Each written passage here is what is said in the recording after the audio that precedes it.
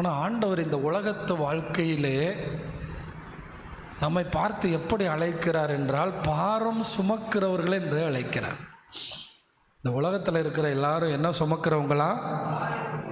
கண்டிப்பாக இங்கே இருக்கிற எல்லாருக்குள்ள ஏதாவது ஒரு பாரம் இருக்கும். என்ன, வாலிபர்கள்ட்ட கேட்டிங்கன்னா, படிக்கிறவங்கள்ட்ட கேட்டிங்கன்னா படித்து அந்த படிப்பை குறித்த பாரம், இன்னும் கொஞ்சம் தாண்டி போனவங்கள்ட்ட கேட்டிங்கன்னா எதிர்காலத்தை குறித்த பாரம், அதை தாண்டிங்கன்னா பிள்ளைகளை குறித்த பாரம், அப்புறம் இன்னும் தாண்டிங்கன்னா பேரம் பேத்திகளை குறித்த பாரம்.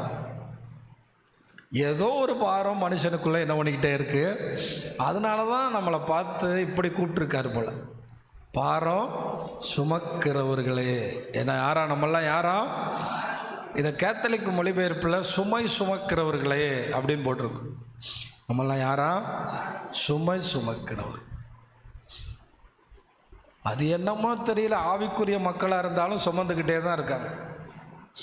ஏன்னா எப்பயுமே சுமந்தா ஒரு டயர்டு வரத்தானே செய்யும். எப்பயுமே சுமந்தா ஒரு டயர்டு, ஒரு என்னது, ஒரு விதமான பாரம், அழுத்தம். அதான் ஒரு பாட்டி வந்து பஸ்ஸில் ஏறி ஒரு பெரிய மூட்டையோட பஸ்ஸில் ஏறிச்சான். பஸ்ஸில் ஏறின பிறகும் என்னத்தை வச்சுருக்கான்? ஆமாம், கண்டக்டர் சொன்னாரான், ஏம்மா அதுக்கு லக்கேஜ் டிக்கெட்டு போட்டாச்சு, நீ கீழே என்ன பண்ண, இறக்கி வைன்னு. ஆனால் தலையில் தூக்கிட்டே நிற்கிதான். அது கண்ணுலாம் வெளியே வர்ற அளவுக்கு அந்த வெயிட் அது மேலே என்ன செய்தான். அதுக்கப்புறம் அந்த கண்டக்டர் வாங்கி இறக்கி வச்சாரான். அதுபோல் ஆண்டவருடைய சபைக்குள்ளே வந்த பிறகும் மக்கள் என்ன சுமந்துக்கிட்டே இருக்காங்க. அதனால தானே ஆண்டவர் சொல்றாரு, பாரம் சுமக்கிறவர்களே, பாரம் சுமக்கிறவர்களே. சங்கீதம் 55 சொல்லப்பட்டிருக்கு, கர்த்தர் மேல் அந்த பாருங்க, அந்த பாரத்தை வைத்து விடு, அப்பதான் உங்களை என்ன செய்வாராம்? ஆதரிப்பார். அப்ப பாரத்தை வைக்காத வரைக்கும் என்ன செய்ய முடியாது? ஆதரிக்க முடியாது. பாரத்தை அவர் மேலே வைக்காத வரைக்கும் ஆண்டவர் ஆதரிக்க முடியாது. அடுத்த வார்த்தையை நல்லா கவனிச்சிங்களா? நீதிமானை தள்ளாட. அப்போ பாரத்தை வச்சிட்டோன்னா ஆண்டவர் நம்மளை தள்ளாட விடவே மாட்டார். அப்போ இன்னைக்கு நிறைய பேர் கவனித்து பார்த்துருக்கீங்களா? வேலை எனக்கு ரொம்ப பாரமாக இருக்குது. என்ன பாரமாக இருக்கா? பிள்ளைங்க எனக்கு பாரமாக இருக்காங்க, படிப்பு எனக்கு பாரமாக இருக்குது. அதுக்கு டாக்டர்கள் இப்போ வச்சிருக்க பேர் ஸ்ட்ரெஸ் அப்படின்னு சொல்கிறாங்க. என்னவா? அதுக்காக மனுஷன் என்ன பண்ணுறான்? கடற்கரைக்கு போகிறான், தனிமையில் எங்கேயாவது நடக்க முடியுமான்னு பார்க்குறான், சினிமாவுக்கு போகிறான். ஆனால் போய் அவனுக்கு இளைப்பாறுதல் என்ன செய்ய மாட்டேங்குது? கிடைக்க மாட்டேங்குது. ஐரோப்பா தேசத்தில் ஒரு பெரிய மனிதன், கற்றுத்தேர்ந்த மனிதன், ரொம்ப படித்த மனிதன். அந்த மனிதன் பாரம் இல்லாத ஒரு இடத்துக்கு போகணும்னு சொல்லி தான் இருந்த இடத்துக்கு இருந்து எல்லாவற்றையும் எடுத்துக்கொண்டு இன்னொரு தேசத்துக்கு போகிறான். அவனுடைய கணிப்பு என்ன?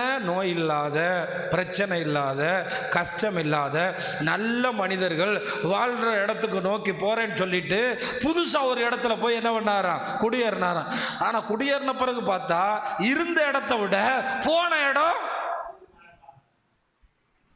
இன்னைக்கு நிறைய பேர் குடும்ப வாழ்க்கையில் டைவர்ஸ் ஆகிறதுக்கு காரணம் என்ன தெரியுமா? இந்த மனைவியோட வாழ முடியல, புதுசாக ஒன்றை பார்க்கலாம். கடைசியில் அவனுக்கு எங்கேயுமே என்ன இல்லை. ஏன்னா நம்ம எல்லாம் யாரு? பாரம் சும. இப்போ இதை நம்ம எல்லாரும் புரிஞ்சுக்கிறோம். உடனே அந்த மனுஷன் தான் போன இடத்துல இருந்து திரும்ப சுவிட்சர்லாந்துக்கே வந்துட்டாரான், சொந்த ஊருக்கே வந்துட்டாரான். அப்போ சாது சுந்தர் சிங் அங்கே போகிறாரான். போன உடனே கேட்டாரான், நீர் எதுக்கு அங்கே வந்திருக்கீர்? நான் ஆண்டவரை பற்றி பிரசங்கம் பண்ணுறதுக்காக இந்த ஊருக்கு வந்திருக்கேன் அப்படின்னு சொல்லிட்டு தன்னுடைய நிலைமையை சொன்ன உடனே அவர் சொன்னாராம், இந்த கவலை, பாரம் இது எல்லாம் ஆத்துமாவை சார்ந்தது. எதை சார்ந்தது? இது ஆத்துமாவோட உள்ள பிரச்சனை. இது பணம் வந்த உடனே சரியாகாது, இது சில நன்மைகள் வந்த உடனே சரியாகாது, இதுல சில சந்தோஷம் வந்த உடனே சரியாகாது. அதெல்லாம் தற்காலிகமானது. சிலது சந்தோஷம் மாதிரி தெரியும், ஆனா கூட கொஞ்சம் பாரமாயிரும். அதுக்கு பயந்துக்கிட்டு தான் இப்போ உள்ள தலைமுறை கல்யாணமே பண்ண மாட்டேங்கிறான். ஒரு 50% பேர் சொல்கிறான் கல்யாணம் கமிட்மெண்ட்டு, பிள்ளைக்கு ஃபீஸ் கட்டணும், பிள்ளைய ஸ்கூலுக்கு அனுப்பணும், பிள்ளைக்கு 2 லட்ச ரூபா ஃபீஸ் கட்டணும், இதெல்லாம் எனக்கு எதுக்கு? எனக்கு வேணாம். என்னவா அப்படின்னு சொல்லிட்டு இப்போ ஒரு புது ட்ரெண்டு, கல்யாணம் முடிக்காமலே வாழ்கிறது. அதுக்கு கேட்டால் லிவிங் டுகெதர். அது அதை விட மோசமாக இருக்குது. டெய்லி சண்டை, டெய்லி பிரச்சனை, கமிட்மெண்ட் இல்லாத வாழ்க்கை. அப்போ தான் சாது சுந்தர் சிங் அவர்கிட்ட சொன்னாரா, இது எது சம்மந்தப்பட்டது? ஆத்துமா சம்பந்தப்பட்டது. ஆத்துமா சம்பந்தப்பட்டது சரியாகணும்னா இயேசுவின் இடத்துல போகணும். அல்லேலூயா. அப்போ தான் சொன்னார், என்னிடத்தில் வாருங்கள். இங்கே இருக்கிற யாராவது இந்த காரியம் நடந்தால் எனக்கு எல்லா பிரச்சனையும் சரியாயிரும் நினச்சிக்கிறா, நீங்கள் தப்பான இடத்துல இருக்கீங்க. நீங்கள் எப்படி இருக்கீங்க? நீங்கள் தப்பான யோசனையில் இருக்கீங்க. ஆண்டவர் சொன்ன மிகப்பெரிய சத்தியம், என்னிடத்தில் வாருங்கள், என்னிடத்தில் வாருங்கள், நான் உங்களுக்கு. அப்போ எந்த பிரச்சனையாக இருந்தாலும், எந்த கஷ்டமாக இருந்தாலும், ஆண்டவர் அந்த பிரச்சனை நமக்குள்ளே இருக்கிறதுனுடைய ஒரு முக்கியமான நோக்கத்தை நமக்கு கற்றுக் கொடுக்கிறார். நாம் அவரிடத்தில் வர வேண்டும். இஸ்ரவேல் ஜனங்களுக்கு அடிக்கடி சொல்லுவார், என்னிடத்தில் திரும்புங்கள், என்னிடத்தில் திரும்புங்கள், நான் உங்களிடமாக திரும்புவேன். அப்போ ஏன்னா பெரிய பெரிய ஆட்கள், உலகத்தையே பிடிச்சவங்க, பெரிய பணங்களை சம்பாதிச்சவங்க, பெரிய மாட மாளிகைகளை கட்டினவங்க, கடைசியாக ஒரு வார்த்தை சொன்னாங்க, மாயையும் மனதுக்கு. அதனால் ஒன்றே ஒன்று சொல்கிறேன், அவரிடத்தில் திரும்புவதுதான், அவரிடத்தில் வருவதுதான் நமக்கு இளைப்பாறுதல். அதை கண்டுபிடிக்காத வரைக்கும் இவன் இங்கே உட்கார்ந்துக்கிட்டே பாரப்பட்டுக்கிட்டு இருப்பான். அதை கண்டுபிடிச்சா மட்டும்தான். சிலர் இங்கே வருவான், ஆனால் அவர்கிட்ட வரமாட்டான். அவனுக்கு என்ன கிடைக்காது? இளைப்பாறுதல். அதனால தான் அவர்கிட்ட கிடைக்கணும், அவர் பக்கமாக திரும்பணும். அதனால் ஆண்டவர் இன்னைக்கு நம்மக்கிட்ட கூப்பிடுறார், நீங்கள் எந்த பிரச்சனையோடு வந்தாலும் அவரிடத்தில் வந்தால் உங்களுக்கு என்ன கிடைக்கும்? என்ன சத்தமாக சொல்லுங்கள்? இளைப்பாறுதல் கிடைக்கும், ஒரு பெரிய பீஸ்ஃபுல்னஸ். அதனால தான் வேதம் சொல்லுது, நீங்கள் ஒன்றுக்கு கவலைப்படாமல். அங்கே தானே பிரச்சனை. அப்போ முதல்ல அவர்கிட்ட உட்காரும்போது நமக்கு கிடைக்கிற பெரிய ஆசீர்வாதம், கவலை கண்ணீர் எல்லாம் கம்ப்ளீட்டாக மறையுதம்மா. எப்படி மறையுதா? ஆமாம், பயங்கள் நீங்குதம்மா, பரலோகம் தெரியுதம்மா, பயங்கள் நீங்குதம்மா. அப்போ அவரோட உட்கார்றவனுக்கு தான் என்ன கிடைக்கும்? ஜெயிலுக்குள்ளே இருந்துட்டு சொல்கிறாரு சந்தோஷமாக இருங்கன்னு சொல்லிட்டு பிலிப்பியர் 4:5 சொல்கிறாரு, ஒன்றுக்கு கவலைப்படாதீங்க. பிலிப்பியர் 4:4 சொல்கிறாரு, சந்தோஷமாக இருங்க. அப்படின்னா என்ன அர்த்தம்னா, நான் ஜெயிலுக்குள்ளே எப்படி இருக்கேன்? சந்தோஷமாக இருக்கேன். அவர் என்னுடைய வாழ்க்கையில் குறித்ததை இந்த ஜெயில் தடுக்காது, என்னுடைய இளைப்பாறுதல் இந்த ஜெயில் தடுக்காது. அப்போ இங்கே தேவனிடத்தில் வராதவனுக்கு இளைப்பாறுதல் இல்லை. எத்தனை சம்பாத்தியம் வச்சுருந்தாலும், இன்றைக்கெல்லாம் பெரிய பெரிய அரசியல்வாதிகள் கோடிக்கணக்கான சொத்து வச்சுட்டு நைட்டு தூக்கம் இல்லாமல் என்ன மாத்திரை போட்டு தூங்குறானா? அப்புறம் இப்போ இலவசமாக இந்த காலத்தில் வந்திருக்கிற சுகர் நிமித்தமாக காலையில் ஒரு கூழ் மட்டும்தானே என்ன செய்ய முடியும், அவனால் சாப்பிட முடியும். அதுவும் நிம்மதியாக சாப்பிட முடியாது. இன்னும் கொஞ்சம் பேர் அடிக்கடி உடம்பை குத்தி சுகர் பார்த்துக்கிறாங்க. நான் பலவீனர்களை குறைவாக சொல்லவில்லை, அவரிடத்தில் இளைப்பாறுதல் உண்டு. நான் பலவீனர்களை குற்றப்படுத்தவில்லை, அவரிடத்தில் மட்டுமே இளைப்பாறுதல் உண்டு. ஆண்டவர் கொடுத்த புதிய ஏற்பாட்டில் மிக அற்புதமான வசனம், உங்கள் வாழ்க்கையில் ஏதாகிலும் ஒன்றை இளைப்பாறுதல் இல்லாதபடி செய்யுமானால் நீங்கள் அவரிடத்தில் வர வேண்டிய பிரகாரமாய் வாருங்கள், அவர் உங்களுக்கு என்ன தருவார்? இளைப்பாறுதல் தருவார். அதனால் ஒன்றுக்கு கவலைப்படாமல். என்ன கவலைப்படாமல்? ஆமாம், இந்த பெண்களை ரொம்ப அழுத்துற பிரச்சனை என்னது? கவலை. அப்போ ஆண்கள் அழுத்தாதான்னு கேட்டிங்கன்னா, இந்த ஆண்கள்கிட்ட ஒரு பெரிய பிரச்சனை என்னென்னா, வெளியே சொல்ல மாட்டாங்க. அதனால தான் பொட்டுன்னு போகிறது. வெளியே சொன்னால் கொஞ்சம் ரிலாக்ஸ் கிடைக்கும். இந்த ஆண்கள் வெளியவே சொல்ல மாட்டாங்களா, திடீர்னு ஒரு நாள் பார்த்தீங்கன்னா சுவிட்ச் ஆஃப் பண்ண மாதிரி போயிடுவாங்க. ஏன்னா ஆண்கள் மனைவிக்கிட்டேயே நடிப்பாங்க, பெரிய ஆள் போல. யார்கிட்டயே நடிப்பாங்க? மனைவிக்கிட்டேயே நடிப்பான். நான் எவ்வளோ பெரிய ஆள் தெரியுமா, நான் எவ்வளோ பெரியவன் தெரியுமா. அதனால தான் குடும்பத்தில் இருக்க நெருக்கமான உறவுகள்கிட்டையும் ஷேர் பண்ணணும், எல்லாத்த விட ஆண்டவர்கிட்ட ஷேர் பண்ணணும். அல்லேலூயா. ஆண்டவர்கிட்ட போய் சொல்லணும், ஆண்டவரே இது கொஞ்சம் எனக்கு வேதனையாக இருக்குது, நீங்கள் ஒன்றுக்கு கவலைப்படாமல் எல்லாவற்றையும் குறித்து உங்கள் விண்ணப்பங்களை நல்லா கவனிங்க. இந்த கவலை வரும்போது விண்ணப்பங்களை ஸ்தோத்திரத்தோடு சொல்ல மாட்டோம். ஆனால் இந்த கவலை மாறும்போது முதல்ல விண்ணப்பத்துக்கு எப்படி செலுத்தணுமா? ஸ்தோத்திரம். ஸ்தோத்திரம் செலுத்தாமல் விண்ணப்பம் செலுத்தக்கூடாது. ஒரு அல்லேலூயா சொல்லுங்களேன். ஸ்தோத்திரம் செலுத்திட்டு தான் என்ன செலுத்தணும்? அப்போ ஸ்தோத்திரம் செலுத்தும் போது கர்த்தர் வந்துடுறாரு. கர்த்தர் வரும்போது இளைப்பாறுதல் வரும். ஆனால் இங்கே நிறைய பேர் ஸ்தோத்திரமே சொல்லாமல் விண்ணப்பத்தை மட்டுமே செலுத்துகிறான். அவ்வளோ பெரிய ஆசீர்வாதத்தை கர்த்தர் நமக்கு தர்றார், ஒரு புதிய நாளை தர்றார். எத்தனை பேர் சொல்கிறீங்க புதிய நாளுக்காக ஸ்தோத்திரம்? இன்னொன்று, அந்த இரவு தூக்கத்தை ஒரு சின்ன மரணத்துக்கு ஒப்பிடுறாங்க. என்ன மரணம்? ஆமாம், கண்டிப்பாக நைட்டு 1 மணி 2 மணிக்கு நம்ம ஆழ்ந்த தூக்கத்துக்கு போகும்போது மரணம் அடைந்ததுக்கு ஒரு சூழ்நிலைக்கு தக்கதாக தான் போகிறோம்.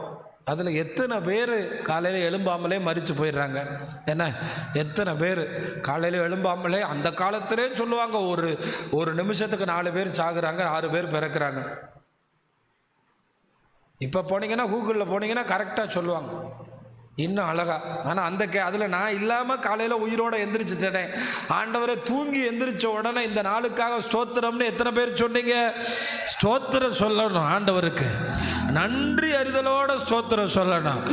ஏன்னா நல்ல கவனிங்க, முறுமுறுக்கிற இடத்துல, எந்த இடத்துல பிசாசு வந்துடுவான், பிசாசு வர்ற இடத்துல என்ன இருக்காது?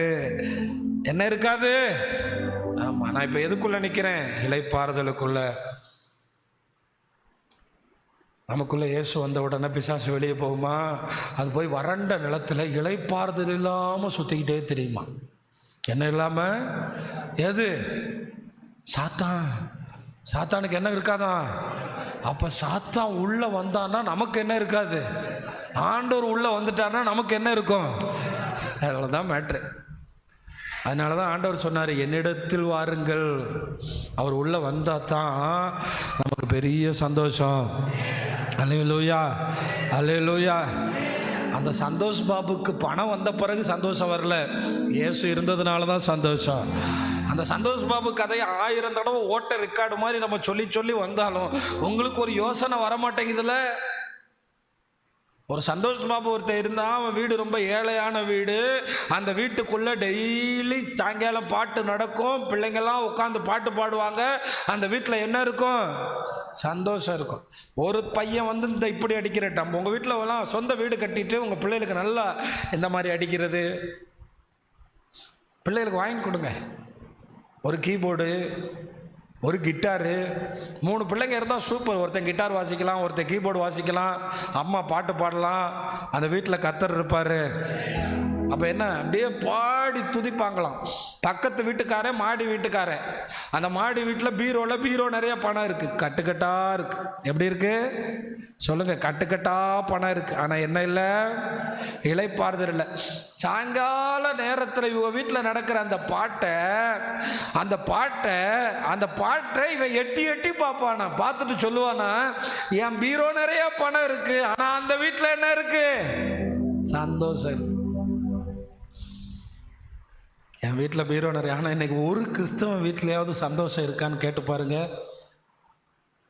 ஏன் இன்னைக்கு நம்ம எல்லாமே தலைகீழாக மாறிட்டோம். நம்ம ஆண்டவர்கிட்ட வரல, வேற எங்கேயோ வந்துட்டோம். நான் அடிக்கடி பைபிளை படிச்சுட்டு சோதிச்சு பார்ப்பேன், அது நமக்கு நிறைவேறி இருக்கான்னு. என்ன நான் உண்மையிலே சொல்கிறேன், என்னென்னமோ நான் வாங்கணும், கார் வாங்கணும், அது வாங்கணும், ஆனால் ஒரு நாள் கூட நான் சந்தோஷப்பட்டதில்லை. அதெல்லாம் நினச்சி பெருசாக. ஆனால் அவர் உள்ளே இருக்கிறது தான் சந்தோஷம். அல்லேலூயா.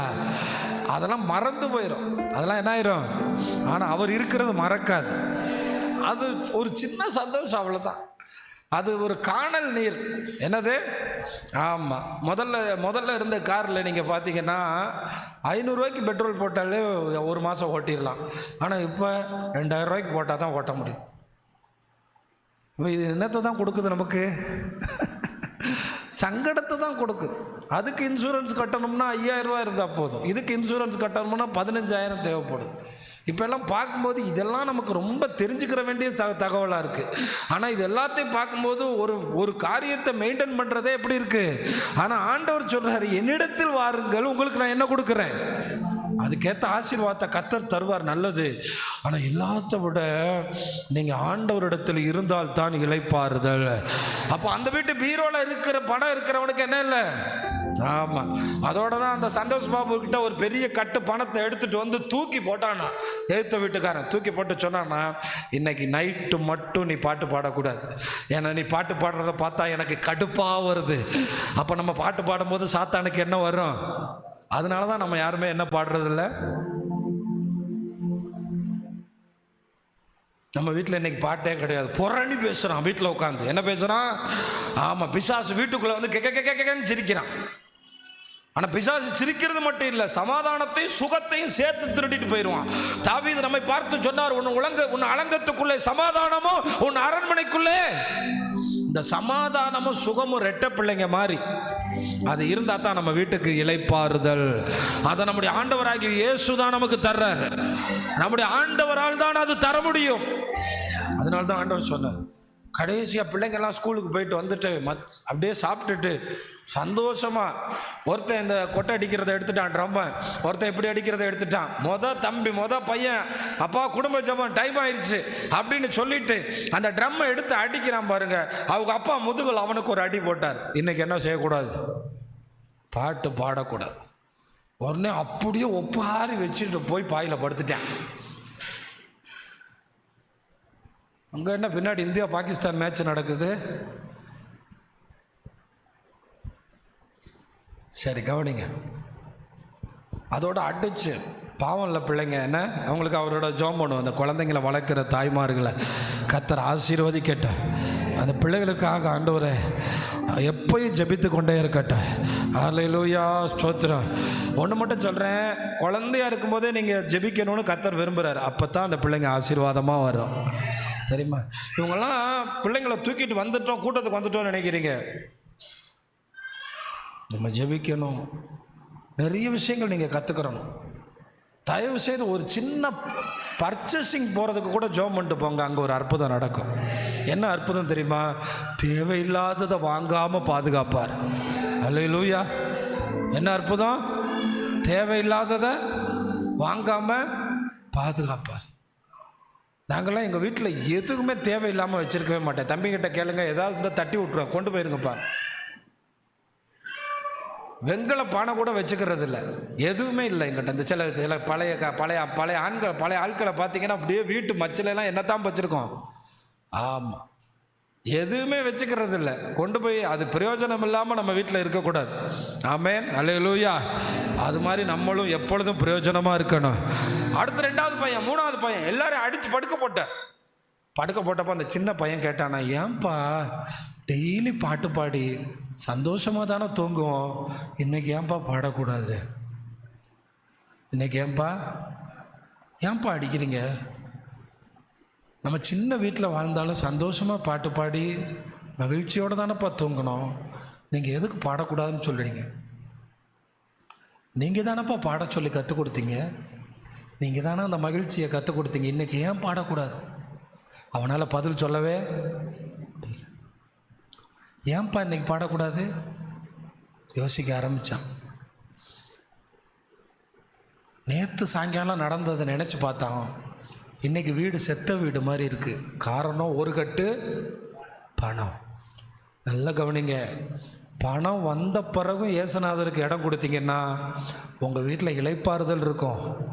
பணம் வந்த பிறகு பணத்துக்கு பின்னாடி போனீங்கன்னா என்னத்தை இழந்துருவீங்க. நான் பணத்துக்கும் படிப்புக்கும் பட்டத்துக்கும் மகிமைக்கு எதிரி அல்ல. ஆனால் அவரிடத்தில் வாருங்கள், இளைப்பாறுதல் கிடைக்கும். அவரிடத்தில் வாருங்கள். நான் அதுக்கு எதிராளி கிடையாது. வேணும், காலுக்கு கீழே இருக்க வேண்டியதுக்கு காலுக்கு கீழே தான் இருக்கணும். இதயத்தில் இருக்க வேண்டியவர் இதயத்தில் தான் இருக்க வேண்டும். அல்லேலூயா. இதயத்தில் இருக்க வேண்டியவர் இதயத்தில் இருந்தால் இளைப்பாறுதல் கிடைக்கும். அத்தோட நேர காசை எடுத்துட்டு போய் அந்த எழுத்த வீட்டுக்காரன்ட்ட இவனும் தூக்கி போட்டானா, உன் பணம் உன் கூட இருக்கட்டும், என் இயேசு என் கூட இருக்கிறார். அல்லேலூயா. இது ஒரு சம்பவம், இதை நீங்கள் புரிந்து கொள்ள வேண்டும். நேரம் வந்துட்டு பிள்ளைங்களை எழுப்புனானா, எந்திரிங்கடா, எந்திரிச்சு பாடுனா. அன்னைக்கு போட்ட ட்ரம் அடியும் பாட்டும் உலகத்தில் இதுவரை வராத அளவுக்கு சந்தோஷத்தை அந்த வீட்டில் கொடுத்துச்சான். ஏன்னா பணம் வந்த பிறகு நீர் எனக்கு வேண்டும் என்று சொல்லுகிறானே, அவன் வீட்டில் இளைப்பாறுதல். அல்லேலூயா. உண்மையை சொல்லுங்க, நான் தான் சொல்றேன், பணம் கிறிஸ்தவர்களுக்கு தப்பு இல்லை. அது வந்த பிறகும் அவரிடத்தில் ஒருவன் வருவானானால் அவன் வீட்டில் இளைப்பாறுதல் கிடைக்கும். அல்லேலூயா. வேலை ஒருவனுக்கு குறைவல்ல, தேவைதான், சம்பாத்தியம் தேவைதான். ஆனால் அது எல்லாம் கிடைக்காததை நம் இயேசு நமக்கு தருகிறார். அவர் நம்மை அழைக்கிறார். என்னிடத்தில், அவர் ஒரு ஆள் தான் சொல்ல முடியும். இப்போ நான் சொல்ல முடியுமா என்னிடத்தில் வாருங்கள்? முடியாது. நான் உங்களுக்கு இளைப்பாறுதல் கொடுக்க முடியுமா? முடியாது. ஆனால் இயேசு ஒருவர் தான் சொல்ல முடியும். அவர் உங்களுக்கு என்ன கொடுக்கிறவர்? அதனால தான் சொல்கிறேன், படிப்பு கொடுத்துரும், இல்லை சம்பாத்தியம் கொடுத்துரும் அப்படின்னு நினச்சிங்கன்னா இன்றைய இளைஞர்கள். ஒருத்தர் சொல்கிறான், போன வாரம் நடந்த சம்பவம், மாதம் 20 லட்ச ரூபா சம்பளம் வாங்குறவன் ஒரு நாள் லீவு கேட்டானா அவங்களுடைய மேனேஜர்கிட்ட. மாதம் எவ்வளோ சம்பளம்? அப்போ 20 லட்சம் தான் நீங்கள் கணக்கு போட்டுக்கிறங்க. இன்றைய இளைஞர்கள் வாங்குறாங்களான்னு கேட்டிங்கன்னா வருஷம் 1 கோடி ரூபா பேக்கேஜுக்கு மேலே பல கோடிகள் வாங்குறாங்களாம் ஐடி இண்டஸ்ட்ரியில். அப்போ இன்றைக்கி அவ்வளோ சம்பாதிச்சு எங்கே கொண்டு போகிறான்னு கேட்குறீங்களா? அது எனக்கு தெரியாது. 20 லட்ச ரூபா மாதம் சம்பாதிக்கிற ஒருத்தன் ஒரு நாள் லீவு கேட்டப்போ லீவு கொடுக்காத உடனே மனநலம் பாதிக்கப்பட்டு நைட்டு ஒரு மெயில் போட்டானா, இனிமேல் உன் வேலையும் வேணாம், உன் கம்பெனி வேணாம்டா, உசுரோட விட்றான். எல்லாரும் கேட்குறாங்க, 20 லட்ச ரூபா சம்பளம் வாங்குறவனுக்கு இவ்வளோ கோபம் ஏன்னு? அவனுக்கு தான் தெரியும், ஒரு நாள் எனக்கு என்ன கிடைக்க மாட்டேங்குது. இப்போ ஒரு நாள் லீவே தராமல் நீ எனக்கு 20 லட்ச ரூபா கொடுக்கறது எனக்கு பெருசா? நான் சொல்கிறது உங்களால் யோசிக்க முடியுதா? ஏண்டா எனக்கு உடம்பு சரியில்லைன்னு நான் லீவு கேட்டால், அவன் இன்னைக்கு மனுஷன் என்ன இல்லாமல் இருக்கான். அப்படி பாடுவோமா எல்லாரும்? அப்படியே கொஞ்சம் தூங்குறவங்களாம் கை உயர்த்தி பாடுவோமா? இளைப்பாறுதல் தரும் தேவா, களைத்தோரை தேற்றிடுமே. இளைப்பாறுதல் தரும் தேவா, களைத்தோரை தேற்றிடுமே. பாடுங்க. சிலுவை நிழல் எந்தன் தஞ்சம், சுகமாய் அங்கு தங்கிடுவே. சிலுவை நிழல், சிலுவை நிழல் எந்தன் தஞ்சம், சுகமாய் அங்கு தங்கிடுவே. திருப்பாதம் நம்பி வந்தேன், கிருபை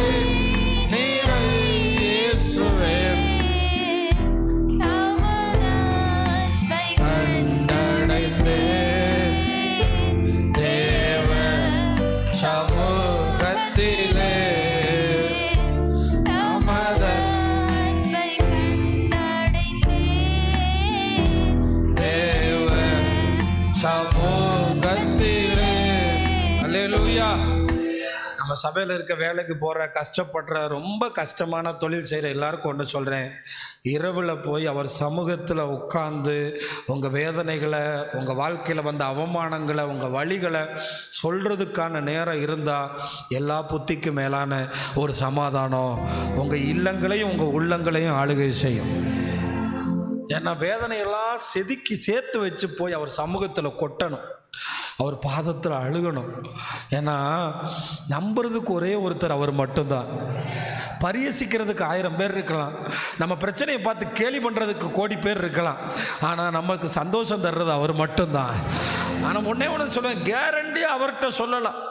நம்ம கேட்கும்போது கேட்குற மாதிரி கேட்டுட்டு நம்ம பிரச்சனையை பார்த்து சிரிக்கிறதுக்கு எத்தனையோ பேர் இருக்கலாம், நம்ம எதிர்காலத்தை பார்த்து கேலி பண்ணுறதுக்கு எத்தனையோ பேர் இருக்கலாம், இவனுக்கு இது தேவைன்னு சொல்கிறதுக்கு எத்தனையோ பேர் இருக்கலாம். ஆனால் அந்த பிரச்சனைக்கு தீர்வு கொடுக்கிறது அவர் மட்டும்தான். அதனால தான் நம்ம எல்லாரும் புரிஞ்சுக்கிறோம், ஒன்றுக்கு கவலைப்படாமல். ஆனால் நம்முடைய விசுவாசிகள் இன்னைக்கு ஏன் தெரியுமா மற்றவனை விட கவலைப்பட்டு இருக்கான்? அவன் தேவ சமூகத்தை அசட்டை பண்ண ஆரம்பித்தான். தேவ சமூகத்தை விட பணத்தையும் உலகத்தையும் நேசிக்க ஆரம்பித்து இன்னைக்கு இளைப்பாறுதல் இல்லாமல் சுற்றுறவனை நடக்கிறோம். போன வாரம் எத்தனை பேர் கேட்டுட்டு போயிட்டு தேவ சமூகம் தான் நம்மளை வளர செய்யும், தேவ சமூகம் தான் நம்மளை வளர செய்யும்னு எத்தனை பேர் உட்கார்ந்தீங்க? எத்தனை பேர் உங்க வேதனைகளை ஆண்டவர்கிட்ட சொன்னீங்க? எத்தனை பேர் உங்க கண்ணீர் ஆண்டவர்கிட்ட சொன்னீங்க? நான் நம்புறேன் சிலராவது அப்படி செஞ்சிருப்பீங்க. என்ன அவங்கள கர்த்தர் வளர்த்துவார், அவர்களுக்கு எல்லா புத்திக்கும் மேல தேவ சமாதானத்தை தருவார். நான் ஆண்டவரை புரிஞ்சுக்கிட்டது எப்படின்னா, நம்ம பிரச்சனைகள் அவர்கிட்ட சொல்லும்போது முதல்ல சமாதானம் தர்றார், அப்புறம் தான் அற்புதம் தர்றார். இந்த வசனத்தை நான் பிலிப்பியர் 4:5 பார்க்கும்போது எனக்கு அண்ணாள் அப்படியே கண்ணுக்குள்ளே வர்றாங்க. எப்படின்னா, சாப்பிடாம தான் வந்தாங்க, ஜெபம் பண்ணி முடித்தோடனே கொடுங்கன்னு வாங்கி சாப்பிட்றாங்க. போன வருஷம் சாப்பிடல, அழுதுகிட்டே தான் வீட்டுக்கு போனாங்க. போன வருஷம் அழுதுகிட்டே தான் போனாங்க, ஆனால் சாமுவேல் வரல. ஆனால் இந்த வருஷம் அழுதாங்க சமூகத்தில், ஆனால் அழுது முடித்த உடனே சாப்பிட்றாங்க. கொடுங்க கொடுங்க எல்லாத்தையும் கொடுங்க. எல்கா நான் பார்க்குறான், போன வருஷம் அழுதுகிட்டே வந்தாங்க, இந்த வருஷம் என்ன சொல்கிறாங்க? சாப்பிட்றாங்க. அடுத்த வருஷம் வரல, ஆனால் சாமுவேல் வீட்டில் இருக்கான். ஏன்னா எல்லா புத்திக்கு மேலான தேவ சமாதானம். இதை தான் நீங்கள் மிஸ் பண்ணுறீங்க. ஏதோ அவசர அவசரமாக சர்ச்சுக்கு வந்தோம் உட்காந்தோம் போனோம் இல்லை, அவர் சமூகத்தில் எல்லா புத்திக்கு மேலான சமாதானம்னா எப்படின்னா, ஒரு சபையில் ஒருத்தவங்க கஷ்டப்படுறாங்க, நான் போய் சொல்கிறேன் கடவுள் உங்களுக்கு சுகம் தருவார், உங்களை காப்பாற்றுவார், உங்களை தூக்கி விடுவார். அதை விட பெரிய ஒரு சமாதானம் என்னால் உலக மனுஷனால் உறவுகளால் கொடுக்க முடியாத ஒரு சமாதானம் அவர் தர்றார். அதுதான் சொல்லப்பட்டிருக்கு, எல்லா புத்திக்கும் மேலான தேவ சமாதானம் உங்கள் இருதயங்களையும் உங்கள் சிந்தைகளை கிறிஸ்து இயேசுவுக்குள்ளாக என்ன செய்யும்.